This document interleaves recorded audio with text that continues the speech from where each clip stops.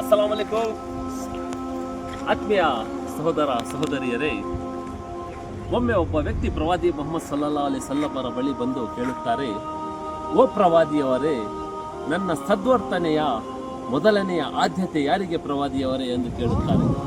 ಆಗ ಪ್ರವಾದಿ ಮುಹಮ್ಮದ್ ಸಲ್ಲಲ್ಲಾಹು ಅಲೈಹಿ ವಸಲ್ಲಂ ಹೇಳುತ್ತಾರೆ, ನಿನ್ನ ತಾಯಿ ಎಂದು ಹೇಳುತ್ತಾರೆ. ಅದಾದ ನಂತರ ಯಾರು ಪ್ರವಾದಿಯವರೇ ಅಂತ ಕೇಳುತ್ತಾರೆ. ಮತ್ತೊಬ್ಬ ಪ್ರವಾದಿಯವರು ಹೇಳುತ್ತಾರೆ, ನಿನ್ನ ತಾಯಿ ಎಂದು ಹೇಳುತ್ತಾರೆ. ಅದಾದ ನಂತರ ಯಾರು ಪ್ರವಾದಿಯವರೇ ಅಂತ ಕೇಳುತ್ತಾರೆ. ಮತ್ತೊಬ್ಬ ಪ್ರವಾದಿ ಹೇಳುತ್ತಾರೆ, ನಿನ್ನ ತಾಯಿ ಅಂತ ಹೇಳುತ್ತಾರೆ. ಅದಾದ ನಂತರ ಯಾರು ಪ್ರವಾದಿಯವರೇ ಅಂತ ಕೇಳಿದಾಗ 4ನೇ ಬಾರಿ ಪ್ರವಾದಿ ಮುಹಮ್ಮದ್ ಸಲ್ಲಲ್ಲಾಹು ಅಲೈಹಿ ವಸಲ್ಲಂ ಹೇಳುತ್ತಾರೆ, ನಿನ್ನ ತಂದೆ ಎಂದು ಹೇಳುತ್ತಾರೆ. ಈ 3 ಪ್ರಾಮುಖ್ಯತೆಯನ್ನು ಪ್ರವಾದಿ ಮುಹಮ್ಮದ್ ಸಲ್ಲಲ್ಲಾಹು ಅಲೈಹಿ ವಸಲ್ಲಂ ತಾಯಿಗೆ ನೀಡಿದರು. ಆ ತಾಯಿ ಗರ್ಭಧರಿಸಿದಳು. ಆ ತಾಯಿ ಹೆರಿಗೆಯ ನೋವು ಅನುಭವಿಸಿದಳು.